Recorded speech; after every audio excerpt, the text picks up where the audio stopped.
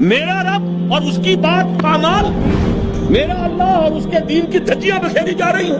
हजरत अबू बकर ने क्या फरमाया था, मेरे होते हुए अभी मैं जिंदा हूँ और दीन में कोई तगय्युर और तबद्दुल आ जाएगा। अगर ये नहीं है तो बेगैरती, और इस बेगैरती और बेहमियती का आलम जो हमारे दीन में मकाम है उसको सुन लीजिए। अल्लाह ने वही की हजरत जिब्राइल को अलैहिस्सलातु वस्सलाम, फला फला बस्तियों को उलट दो।